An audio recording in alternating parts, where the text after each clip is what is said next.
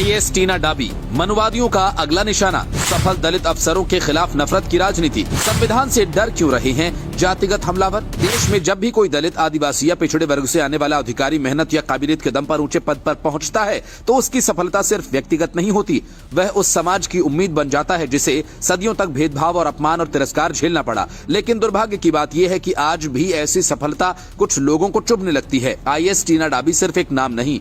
IAS टीना डाबी ने UPSC परीक्षा में टॉप किया तो देश ने एक मेहनती, आत्मविश्वासी और संवेदनशील अफसर को देखा। लेकिन उसी पल सोशल मीडिया पर एक दूसरी तस्वीर उभर कर सामने आई। उनकी योग्यता पर सवाल उठाए गए, उनकी मेहनत को आरक्षण का फायदा कहकर छोटा करने की कोशिश की गई। कोई नहीं पूछ रहा था उन्होंने कितने साल पढ़ाई की, कितनी रातें जागकर तैयारी की, कितनी बार खुद को साबित किया। बस एक पहचान पकड़ ली, जाति। नई पीढ़ी का अफसर, वही पुरानी सोच। टीना डाबी अकेली नहीं है। देश के अलग अलग हिस्सों से एससी, एसटी, ओबीसी समुदाय के आरक्षण वाले कई युवा अफसर इसी मानसिकता का सामना कर रहे हैं। मान लीजिए एक युवा अधिकारी गरीब परिवार से निकलकर सरकारी स्कूल में पढ़ा, कॉलेज में ताने सुने और फिर अफसर बना। आरक्षण के दम पर अफसर बनते ही फुसफुसाहट शुरू हो जाती है।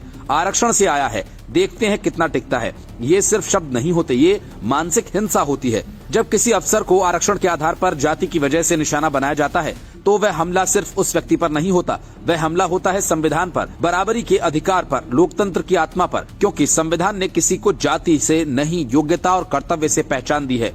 इसी मुद्दे पर भीम आर्मी और आजाद समाज पार्टी के प्रमुख चंद्रशेखर आजाद लगातार आवाज उठाते रहे हैं। उनका साफ कहना है कि दलित और पिछड़े समाज से आने वाले अफसरों पर हो रहे जातिगत हमले असल में संविधान से डर का नतीजा हैं। जो लोग अफसरों की जाति खोजते हैं वो उनकी ईमानदारी से डरते हैं। आज सोशल मीडिया पर दो तरह के भारत दिखते हैं। एक भारत जो टीना डाबी जैसे अफसरों पर गर्व करता है, दूसरा भारत जो उनकी जाति और आरक्षण से चिढ़ता है। लेकिन राहत की बात यह है कि अब विरोध तेज हो रहा है, लोग खुलकर समर्थन में बोल रहे हैं, जातिगत ट्रोलिंग का जवाब दिया जा रहा है। अफसर खुद सामने आकर अपनी बात रख रहे हैं। सवाल ये नहीं कि अफसर किस जाति से है, सवाल ये है कि वो ईमानदार कितना है, क्या वह संविधान का पालन कर रहा है। अगर हाँ तो उनकी जाति बेमानी हो जानी चाहिए।